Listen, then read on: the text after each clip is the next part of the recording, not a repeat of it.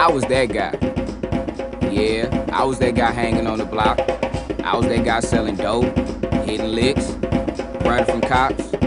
My street name was Gutter, cause I was so grimy. But now you can catch me running to my future. I mean, I got my GED, I got my PAC training, all from Emerson Park YouthBuild Boot Camp 2010.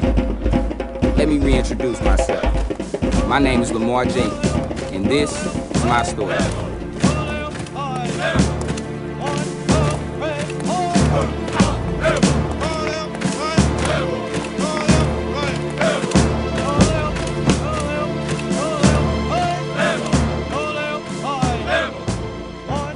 This summer, we experimented with a new method of teaching construction math using an innovative quantum learning program.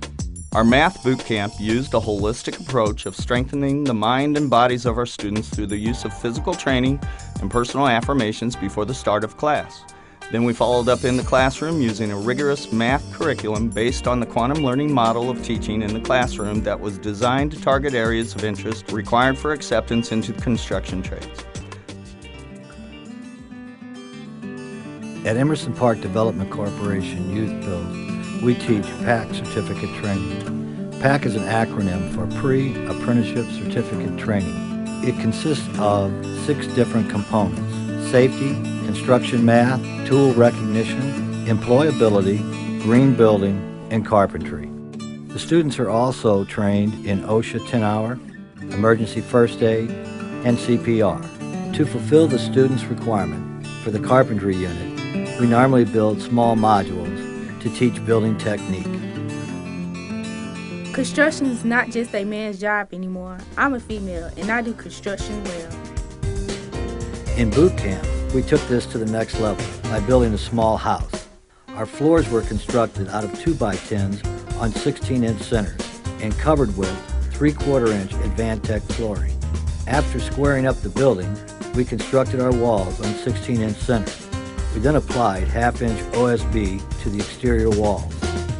We field framed our trusses and installed them on 2-foot centers, adding an intersecting gable roof that was sheeted with 1/2-inch plywood, roofing felt, and shingles were applied at 5 inches to the weather. The students then wired 1 circuit for outlets. They installed switches in interior and exterior lighting. Insulation was now installed in the walls, and 1/2-inch drywall was applied to walls and ceiling. 2 exterior doors were hung. We then applied house wrap, vinyl siding, soffit, fascia, and decorative posts, along with 2 exterior windows. Picket fencing, artificial grass, potted plants were our finishing touches to give our house that lived-in look. The Hood, East Boogie, the Ghetto, Midwest River Monsters, the 618, the Ill Side, East Boogie, the ditch, the hole. These are things that some people call it, but I call it home. This is my home. Welcome to East St. Louis. Young cat trying to come up out the hood. He flexing how he's doing. He gon' always tell you good when he know damn well his life ain't straight. At the end of the day, he must put food on them plates. So it's no time to sit and wonder what's gonna happen. He was raised in the streets, so he got him a package. Couldn't get a job. Hell, might as well start trapping. Either that or he'll be jacking. Ski mask and black flagging, and his mama. Hi, my name is Christina Smith, and I'm a single mother of 1 2-year-old little boy. I don't have no job, so I gotta wonder where my money coming from to buy my baby Pampers, pull-ups, his food, his clothes, shoes, coats, all stuff like that. Be having to think about where we gonna sleep at, where we gonna lay our head at, cause I got a lot of problems myself, and really need somebody to depend on. But when you know it's just you in the end. So that's why we need a good education. That's why I'm steady going to school. So hopefully when I finish school, I can get me a good paying job after I finish college. And be able to take care of me and my baby on my own. Be able to stop getting TANF cash and really just stop using the whole public aid system.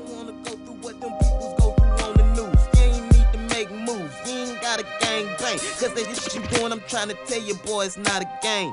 And I ain't raised you to worry about fancy clothes. You ain't have 50 cents a couple months ago. All that light shining. You think them feds don't know? I love you, but I promise you headed down the bad road. Then he said, yeah, I love you, moms, I gotta go.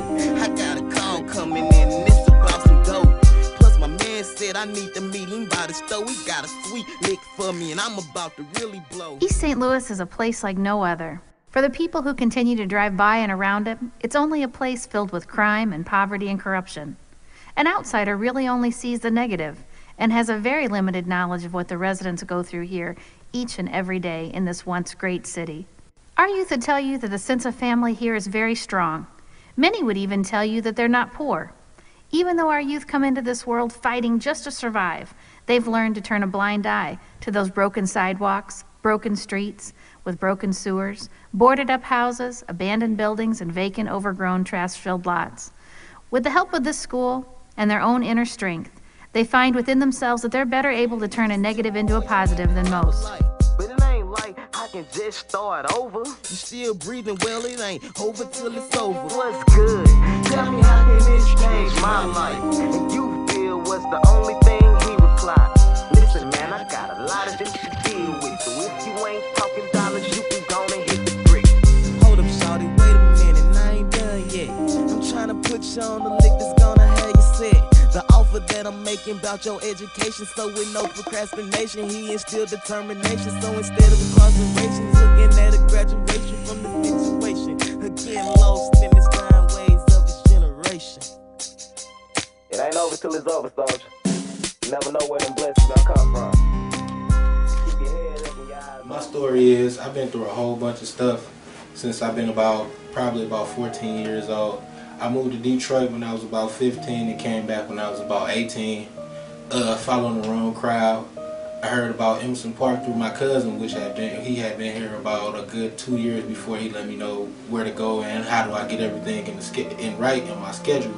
So what we did was he brought me here because I didn't want to stop at a place where my kid made it past, or my kid just felt like he didn't have to make it there because I stopped there.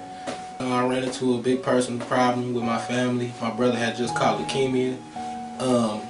Basically what happened, they worked with me around my schedule so I can go up back and forth to see my brother.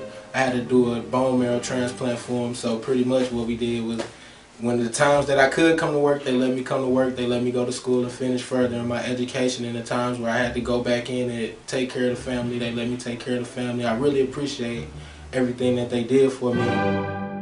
The youth of the Emerson Park Development Corporation have been responsible for more than $100 million worth of investment in this 55-block neighborhood since 1997. By working with more than 100 different partners, they've been able to put together a light rail station with a retail pad and 950 parking spaces. They've been responsible for building more than 350 units of housing. Some have been market rate, some have been tax credit, some have been new construction, some have been homeowner-occupied rehabs. They've reclaimed vacant lots and built the largest handicap-accessible playground in the entire city. They've also acquired other vacant lots and built 3 additional playgrounds, one being what they call the crown jewel of our city, located right in the center of the Parsons Place development.